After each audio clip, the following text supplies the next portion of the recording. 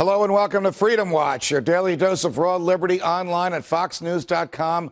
I'm Judge Andrew Napolitano here, defending freedom, defending your natural rights, and defending your right to have a government that stays within the confines of the Constitution. One of the beauties of our federal system was the differences between the states. If you didn't like the taxes in Massachusetts, you could move to New Hampshire. If you objected to the all-pervasive government in New Jersey, you could move to Pennsylvania. As President Reagan once put it, you could vote with your feet. This is no longer true. The Congress has so usurped powers from the states via legislation and outright bribery that you can't tell the difference from one state to another. Will we ever return to the freedom and the choices we once enjoyed? Well, many in Kentucky want to return to those freedoms. The state is one step away from passing a state sovereignty resolution that's supported by an overwhelming majority of the public. But the Democrats now appear to be holding up the bill and not giving the people what they want. Joining me now is State Representative Stan Lee, who sponsored the resolution, HCR 10. Representative Lee, welcome to Freedom Watch. Judge, it is absolutely great to be here. It's great to know that you're out there doing this each and every day of the week. Well, thank you. Tell us about the Kentucky Sovereignty Resolution. What does it say? What does it mean? And who could possibly object to it? Well, what it says is simply this. We believe here in Kentucky, at least some of us do, and hopefully most of us do, that the 10th Amendment of the United States Constitution means something, that the powers that aren't specifically delegated to the federal government should be and are reserved to the states and its people. And that's basically all it says. And now, who could be opposed to this?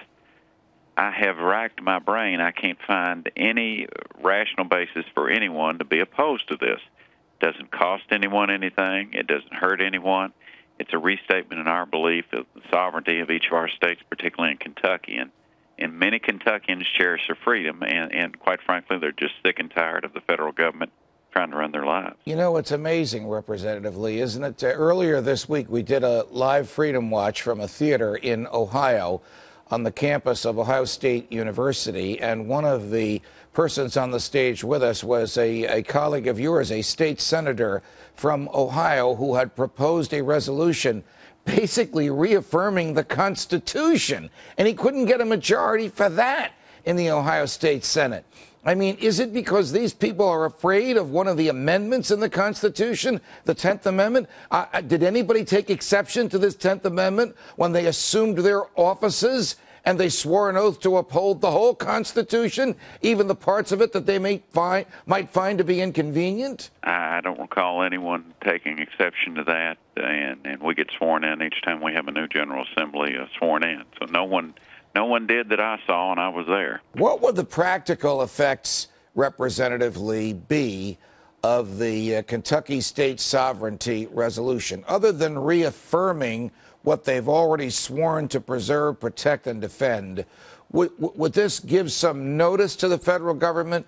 Would this reinvigorate the sovereignty of Kentucky? Would this remind Kentuckians that we have a federal system, that the federal government is one of limited governments? What's the powers? What's the practical effect here, Representative? Well, I think the practical effect is it needs to jerk, as my dad used to say, jerk a knot in people to make sure they understand what's going on. And we need to jerk a knot in each and every member of the Kentucky General Assembly to understand that, Kentucky is a sovereign state, and we need to do everything we can to protect that. So the purpose of the resolution really isn't to inform the public. The purpose of the resolution is to inform the members of the General Assembly. Say, wait a second, we don't need to be led around like a puppy on a leash by the federal government. We're a sovereign state. We need to act like that. If more states and more states have adopted these resolutions, if every state adopted these resolutions and started acting that way, the federal government would have to change. It would have no choice.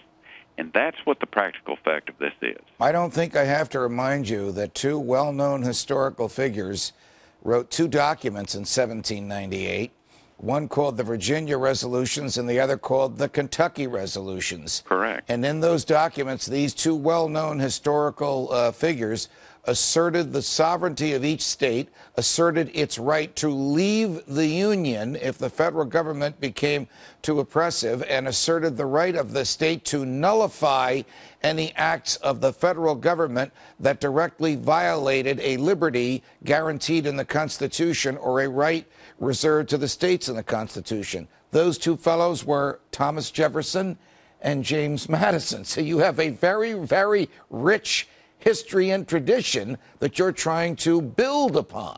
And in fact, those resolutions, the Kentucky-Virginia resolutions, were passed by the Kentucky House in 1798. What is the status of the sovereignty resolution now, the one that you've proposed? What House has passed it? What House has not passed it? What has the governor said? What is the likelihood that it will pass? Who or what is holding it up? I don't know that one has been filed in the Senate. I actually pre-filed this resolution in the House last summer. We came into session on January 2nd of this year. It has been assigned to the House Elections and Constitutional Amendment Committee, and that committee chairman, Representative Darrell Owens out of Louisville, just basically, I guess, doesn't want to hear it. And we've done everything we can. In fact, there was a substantial number of patriots, and I'll call them patriots here today, requesting that Representative Owens call this bill for a hearing at the committee. If the committee votes it down, then so be it, but just give us our day in court, so to speak. And it didn't happen. And matter of fact, they canceled the meeting. We are chatting with State Representative Stan Lee from the state of Kentucky, who's introduced a resolution simply to reaffirm the sovereignty of the state of Kentucky by reaffirming the principles of the Constitution. And too many people seem to be afraid of the Constitution they've sworn an oath to uphold. Is there any whiff of nullification in this? Is there any fear that, my God, if we reaffirm our fidelity to the Constitution, we may actually have to say to the feds, you can't do this in our state? Is that what these people are afraid of? I think it's more base than that, I'm afraid. I think we've got a federal government that's drunk on power and drunk on spending, and then what we have here, we have states, and I'm afraid ours is probably just like that. You know, one of the we're dependent upon that federal money. Right. That's the problem. That's the key, the federal money. I mean, one of the things that ways the federal government takes powers away from the states is simply by enacting legislation in areas that traditionally have been reserved to the states. But one of the other ways, the more insidious way, is when the feds come to, for example, the state of Kentucky and say, here's a check for $100 million. Use it to repave your highways. Oh, but once you take the check, here are the strings attached to it. Lower the speed limit to 55 miles an hour. Lower the blood alcohol content before you prosecute somebody for drunk driving. Give us some of the sovereignty that the state of Kentucky has to write its own laws and govern its own people in return for this cash. So what courage is there in Kentucky, in the legislature, to say to the feds, keep your cash and we'll keep our sovereignty?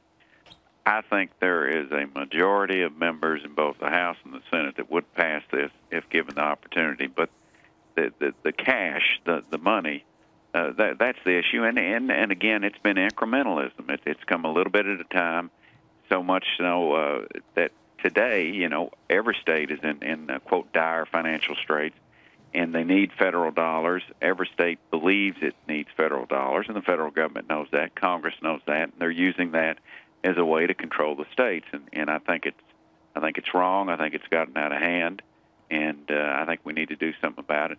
And this is something that the citizens want. This is something that citizens came to me about last year and said, you know what, this 10th Amendment, it ought to mean something. I said, you're right. We need to remind the legislature here in Kentucky. You're right. They're right. Good luck to you. Kentucky State Representative Stan Lee, thank you for joining us on Freedom Watch. Thank you, Judge. Keep up what you're doing.